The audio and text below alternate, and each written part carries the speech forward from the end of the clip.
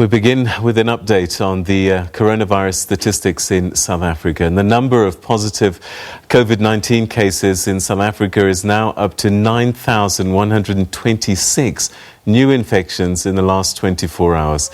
This brings the cumulative number of cases recorded to an overall 892,813. 184 more people sadly have succumbed to the virus, bringing the total number of fatalities to 24,001. Of the recent fatalities, 103 are in the Eastern Cape alone. According to the Department of Health, 780,313 people have recovered from the infection. Health expert Dr Kgosi Letlape is keeping a close eye on developments, and he joins us now via Zoom. Thank you so much, Dr. Letlape. It was good to talk to you. These statistics that we're reading are painting a pretty grim picture at the moment.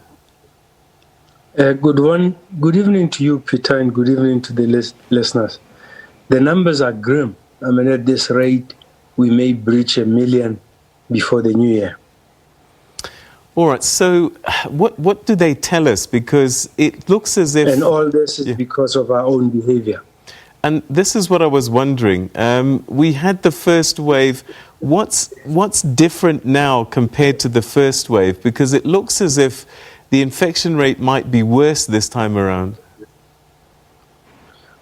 Well, if what is happening elsewhere is anything to go by, even the clinical outcomes seem to be much worse. People seem to get sicker second time round, so we should prepare for the worst. The hospitals will be impacted soon if the numbers don't come down. What we see now is the numbers of our behaviors of 2 weeks ago coming through. And if our behavior doesn't change, the numbers will just keep rising.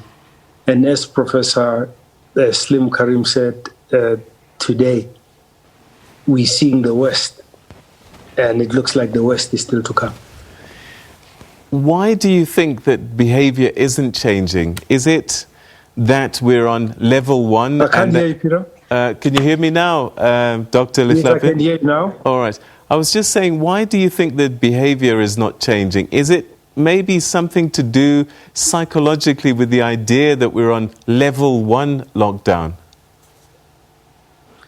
I think part of the problem is that if you remember when we had the pandemic of HIV and AIDS, there was a lot of denialism. There's also a degree of denialism around COVID-19. You know, there are still some people that don't want us to wear masks. There are still people that advocate that this is just like a flu season.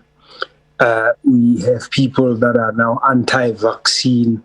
So all these messages create confusion in society.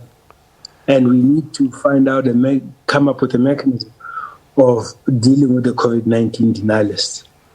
We then also have people that don't really put a price on human life unless they are directly impacted, that are pitting the economy against health. And it should not be a competition. We should all be encouraged to do the right thing. And you know, it's in our hands, it's in our behaviors. The virus has got no legs to move around. It is spread by us. And if we just remember the simple things of the mask, physical distancing, washing our hands, taking care of fellow South Africans, loving our family members, knowing if you've been into an area where exposure could be high, if you go into crowds, if you have prolonged contact with many people, treat yourself as a COVID suspect until proved otherwise. Quarantine voluntarily. Do not infect your loved ones. It's these simple behaviors that will make us turn this epidemic around. There could also be this idea that, you know, when we talk about the murder rates in South Africa, because it's always with us, we become almost numb to the statistics and the numbers. Has that become the same? When COVID started, the figures used to scare us. Is it possible that we're now no longer scared because we've been sitting with them for so long that we've become numb to what they actually mean? I think one of the problems is, especially if you compare to crime statistics, part of the problem in South Africa is that even though we talk about Ubuntu, we've lost it. We have no empathy for others, and we only take matters seriously if we are directly impacted. There are many people that I know who've lost loved ones to this COVID-19, and they take it seriously. There may be others where it has not come close to home, and the pain that others experience, they would like to experience themselves before they take this disease seriously. By that time, it's a bit too late for the family. So I'm urging people. People are getting severe forms of disease. We've had frontline healthcare workers report from the Eastern Cape, but it's worse the second time round. There are some people, albeit not many, that are getting infected for the second time. And they say it's much, much more difficult this time round. So this is not a disease you don't want for yourself or for others. So let's hold hands and stop the spread of the infection. You see, sometimes when we preach the message that there's fatigue, we may actually be urging people to have fatigue. Right. You can't be fatigued by this. This was just the first wave. The second wave globally seems worse than the second wave seems worse than the first wave. We have no reason to be complacent. We have no reason to be fatigued. We've seen the numbers. Yesterday, we had more than 10,000 new infections. The number of people dying are rising steadily. This is serious. Hospitals are becoming impacted. We've seen what's happened to the hospitals in the Nelson Mandela metro. Let us not wait for it to come into our doorstep before we take this seriously. Do you think also that we perhaps are deriving a false sense of security when we go to the shops, go into buildings, and we have our temperature taken, and we seem to think that that is enough for us to feel safe, when we do know that a lot of people are asymptomatic and yet are carriers? Yes, and that's the complacency that we talk about. And maybe we've also taken the foot off the pedal. If you look at our communications 6 months ago, when we were in the middle of the first wave, we were communicating far more about vigilance, about all the measures that need to be taken. You see a bit of slackening up. People no longer take names of people. There are still thermometers out there, but there seems to be no seriousness.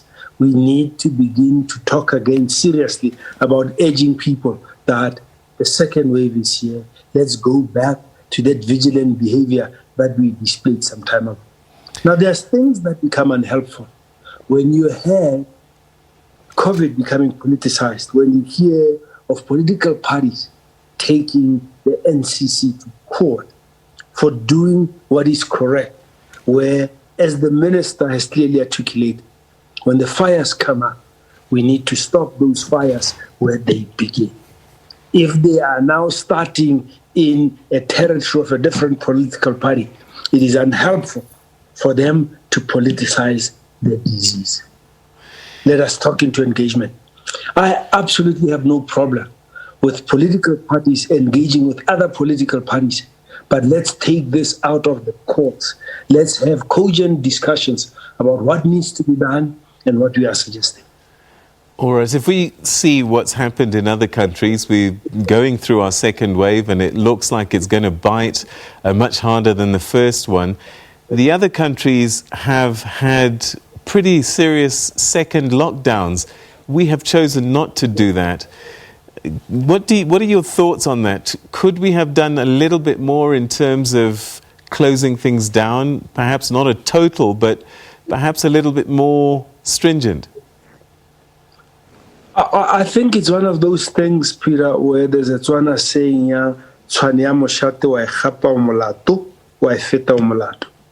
so it's not a thing where anyone can say with any certainty that this would have been appropriate.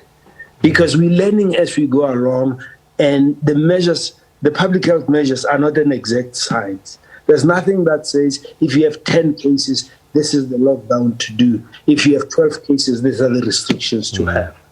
And I think when you have a collective of an advisory council and a command structure where there are many people sitting. We need to respect the collective wisdom that comes from there. It would be unhelpful for me, just as an individual and a health activist, to second guess what has been done. As you see, even though some people might think not enough was done, some people think it was too, overzealous and they want to take it to court.